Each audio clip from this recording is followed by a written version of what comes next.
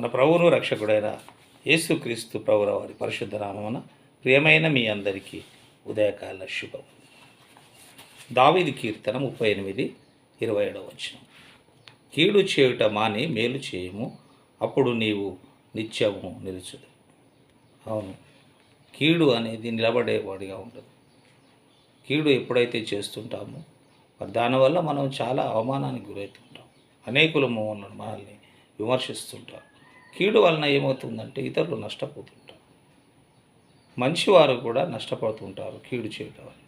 ఇతరులకు కీడు చేయాలనే స్వభావం చాలా ఘోరమైన స్వభావం, ఘోరమైన బుద్ధి.